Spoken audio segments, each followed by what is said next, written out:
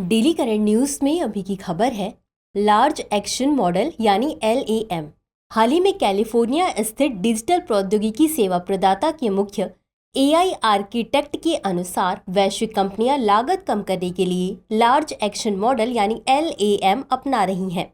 इसके लिए कंपनियां या तो स्वयं के स्वामित्व वाले LAM विकसित करेंगी या फिर LAM सेवा प्रदाताओं से एक्सेस खरीदेंगी।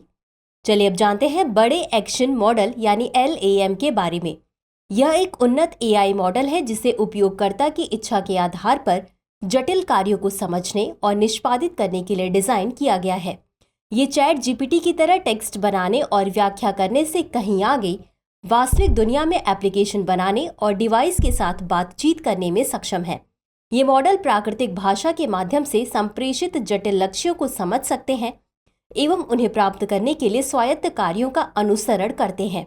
साथ ही यह end to end vacation planning, job application automation, निवेश पोर्टफोलियो ऑप्टिमाइजेशन और व्यक्तिगत सोशल मीडिया कंटेंट निर्माण जैसे जटिल कार्यों को स्वतंत्र रूप से कर सकते हैं।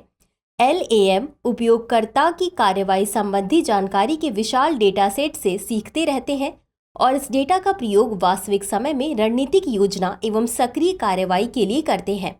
इनके द्वारा उन्नत मशीन लर्निंग तकनीकों का उपयोग किया जाता है जिसमें डीप लर्निंग और रीइंफोर्समेंट लर्निंग शामिल है, जिससे ये विशाल डेटा सेट से सीखने और समय के साथ अपने निर्णय लेने की क्षमताओं में सुधार करने में सक्षम होते हैं। गौरतलब है कि LAM अतीत और वर्तमान की गतिविधियों का विश्लेषण करके भविष्य के परिणामों के बारे में शिक्षित भविष्यवाणियां कर सकते हैं, जो कि जटिल वातावरण में योजना, रणनीति और वास्तविक समय निर्णय लेने में सहायक होती है। वहीं इनका उपयोग व्यक्तिगत सहायकों, स्वचालित वाहनों एवं रोबोटिक्स से लेकर स्वास्थ्य सेवा और वित्तीय मॉडलिंग तक अनेक क्षेत्रों में किया जा रहा है। तो चलिए अंत में देखते हैं आज के अभ्यास प्रश्न को।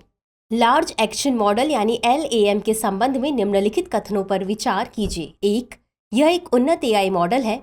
2. ये वास्तविक दुनिया में एप्लीकेशन बनाने और डिवाइस के साथ बातचीत करने में सक्षम है।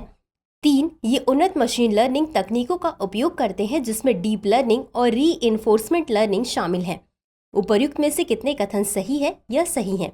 A केवल 1, B केवल 2, C 1 और 2 दोनों, D न तो 1 और न ही 2। इस प्रश्न का उत्तर कमेंट बॉक्स में जरूर दें। अभी के लिए बस इतना ही।